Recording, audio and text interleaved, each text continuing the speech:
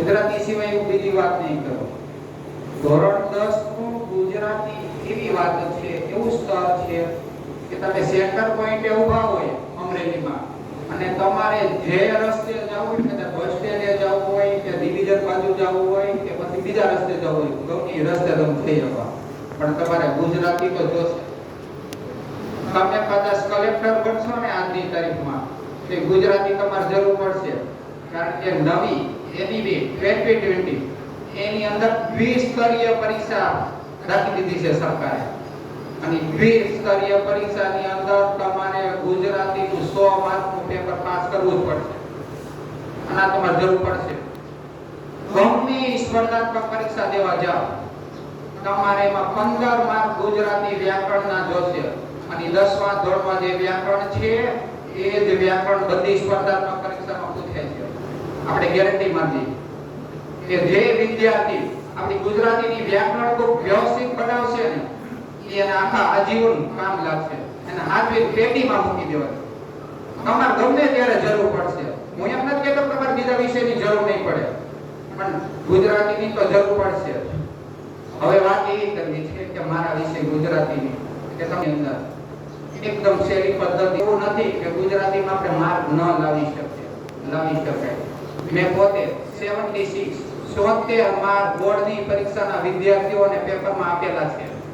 કેટલા માર્ક સુધી વિદ્યાર્થી પહોંચી શકે છે, આનો પેપર તપાસવા ગયો તો ને અમે આપ્યા છે, કોઈ નાય ન પાડી શકે. એટલે એવું ક્યારેય માનવાનું નહીં કે ભાષા ભૂલ મારું છોકરું કરે છે તો એને માર્ક ન આવે, પણ એને રોકડા માર્ક લેવા માટે મહેનત કરવી પડે છે. અને હું કોઈ પેપર જોતો હોઉં ને, મને વિદ્યાર્થી એક શબ્દ પણ ભૂલ કરે ને, અને મને કેવી ભાષા ભૂલ દેખાય, હું વિદ્યાર્થીને રૂબરૂ તો કહી જ દઉં છું, એનો માર્ક આપીને એનો ઉત્સાહ ઘટાડવો ને એ પણ ન આવે. વિદ્યાર્થીને ઉત્સાહ જ્યાં સુધી રહે ને ત્યાં સુધી જ એને મજા આવે ભણવાની. આપણે ક્યારે એવું ભણાવવું તો નથી કે કથન છે માત્ર હું પકડીને રાખો ને છોકરાઓ આગળ રાખે, એવું હોવું જ ન જોઈએ. પ્રકૃતિ લક્ષી શિક્ષણ આપવું છે, એમાં શિક્ષક અને વિદ્યાર્થી દ્વિસ્તરીય ભણતર હોવું જોઈએ. સતત કથન પદ્ધતિથી ભણાવવું યોગ્ય છે જ નહીં. આગમન નિગમન, વિદ્યાર્થી બોલે, હું બોલું, વિદ્યાર્થીનો પ્રતિભાવ રજૂ કરે, એ જરૂરી છે. અને આ દુનિયામાં એવા શિક્ષક ઘણા બધા હોય કે વિદ્યાર્થીને ભણાવવા સિવાય બીજું કઈ ન આવે, પણ વિદ્યાર્થીનું મોઢું જોઈને એમ લાગવું જોઈએ કે આ વિદ્યાર્થીના તકલીફ છે, પારિવારિક તકલીફ છે, કોઈ પણ તકલીફ, એનું મોઢું જોઈને આપણને ખબર પડવી જોઈએ, અને એના ખભા ઉપર હાથ મૂકીને એકવાર તો કેવું જોઈએ કે બેટા આજે કઈ તકલીફ છે.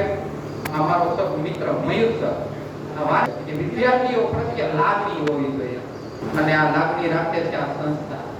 વિજય છે પોતે પોતાની દેખરેખ નીચે સતત દરેક વિદ્યાર્થીને સવારે જ્યારે હાજર થયો હોય ને ત્યારથી વિદ્યાર્થી સામેની નજર હોય ને વિદ્યાર્થીને સવારમાં જ પૂછી લે કેમ બેટા આજે મોડું થયું, કેમ શું તકલીફ થઈ, કેમ આજ મોઢું પડી ગયું છે. દરેક બાબતમાં એનું ધ્યાન રહે, અને ઝીણી ઝીણી બાબતની પોતે ધ્યાન રાખતા હોય છે ને, આ વાતને માર્ગદર્શન કીધું, અને સાહેબ પૂછીને વાતચીત કરી લો, અને જે પૂછવાનું મન થાય એ પૂછી લો, અને વિદ્યાર્થીને જે શિક્ષકને પૂછવાનું મન થાય ને પૂછી જ લેવું જોઈએ. કદાચ આજ નહીં તો કાલ તમે લખી રાખો, યાદી બનાવી લો કે આટલી આટલું સાહેબને પૂછવું છે, પૂછવું જ જોઈએ. અને કોઈ આ દુનિયામાં એમ કહે કે હું તમને કહું એ પરીક્ષા પૂછાય, ખોટી વસ્તુ છે. એના જેટલા વ્યાકરણીય મુદ્દા ગણો કે પોઈન્ટ ગણો, આ બધી વસ્તુ તમારે ક્લિયર હોવી જ જોઈએ. અને તમે જ્યાં સુધી મોઢે નહીં કરો ને ત્યાં સુધી લખી ન શકાય. મયુર સાહેબે કીધું પાઠ્યપુસ્તકને તમારે વળગી રહેવાનું છે. પાઠ્યપુસ્તકના સ્વાધ્યાયથી લઈને બધી વસ્તુ આપણને મોઢે હોવી જોઈએ. અને વ્યાકરણ તો એક એવી વસ્તુ છે કે વ્યાકરણના બધા હું તમને ગમે એટલા શબ્દ લખાવું કે ગમે એટલા વાક્ય લખાવું ને એ વાક્ય પૂછાય જ, પણ વ્યાકરણ હંમેશા વ્યાખ્યાની રીતે શીખવાડીશ તમને, અને વ્યાખ્યાના મુદ્દા સાથે હું તમને લખાવીશ ને તો આજીવન તમને કામ લાગશે. અને એ વસ્તુ તમે કાયમના માટે પકડી રાખશો તો તમને ફાયદાકારક છે. વાત વધારે કહેતા ટાઈમ બગડે, કંટાળાજનક બને, ગમે એવું મોટિવેશન તો આ દુનિયા બધાય આપી આપે.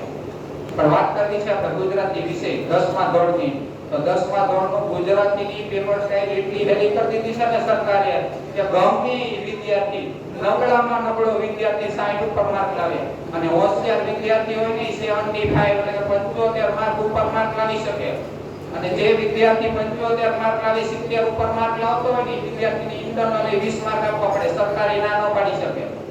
એટલે એ વિદ્યાર્થી 95 95 માણસો વિજ્ઞાનની વાત કરે કે વિજ્ઞાનમાં 90 પર માર્ક લાવે, પણ 90 માર્ક કરતા 95 ગુજરાતીમાં આવે અને તમારે ટકાવારી કરવી હોય ને એવરેજ કરવો હોય ને 10મા ધોરણમાં તો બધા વિષયમાં 70 ઉપર માર્ક જોઈએ.